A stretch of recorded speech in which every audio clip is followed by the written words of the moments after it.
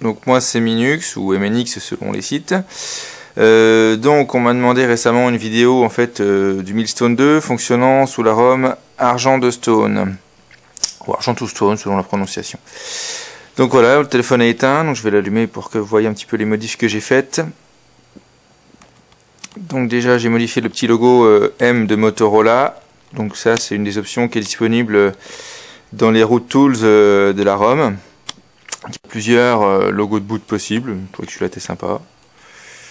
On peut modifier aussi l'animation de boot, donc comme vous allez le voir, donc moi j'ai opté pour R2D2 Star Wars.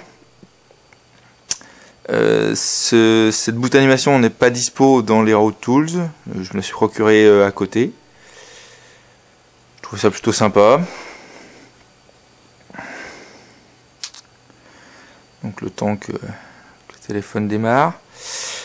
Cette ROM, qu'est-ce qu'elle apporte? Elle désactive Blur en fait, elle ne le supprime pas encore, dans une prochaine release. Pour l'instant, donc des installations de pas mal d'APK qui sont pas très utiles et quelques optimes quand même. Je trouve que la ROM est quand même vachement plus fluide qu'avant.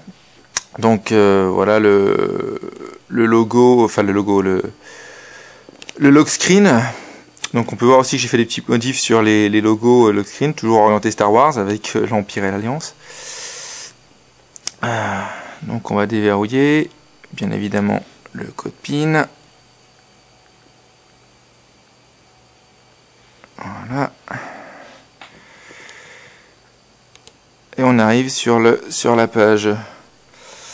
Donc moi j'ai opté pour un petit fond d'écran animé, qui est sympa aussi. Donc un des thèmes, j'aimerais bien voir, un des thèmes donc de cette ROM permet d'avoir des icônes différentes. Là elles sont bleues, je ne sais pas si on voit bien avec la vidéo.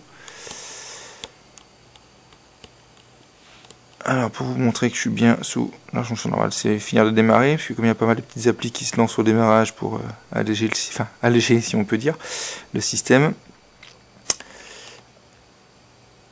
Alors ouais, pas fini de démarrer, un petit peu long encore. Voilà. Les paramètres.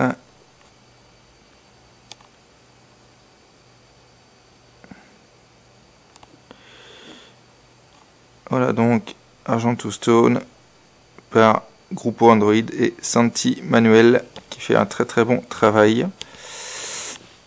Globalement, c'est surtout de la fluidité. Après, rien de particulier. Ça reste de l'Android, donc ça reste déjà très fluide à la base. Mais c'est vrai que le téléphone est quand même super fluide, beaucoup plus qu'avant. Quoi dire? Donc le lock screen, bien évidemment, vous l'avez vu tout à l'heure. Voilà.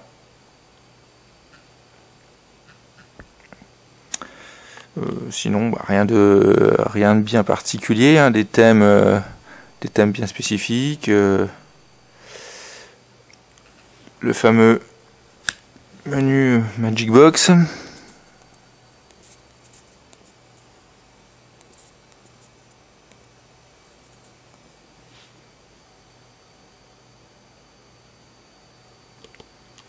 Je sais pas si on va voir grand chose. Si on voit.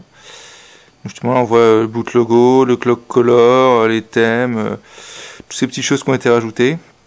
Donc qui sont quand même plutôt pratiques. Alors, voilà. Après, il y a aussi le mode d'overclock.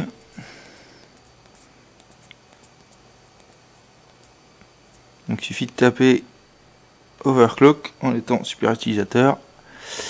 Et on arrive sur ce petit menu. Pour jouer sécurité, on va le jouer dans le light voltage. Et là, on peut mettre à 1350. Voilà. Donc c'est instantané. Hop. Donc on va aller voir après justement ce que ça donne. Voilà. Donc cette CPU, et voilà, on voit que avec cette CPU, je peux monter à 1350 mégas.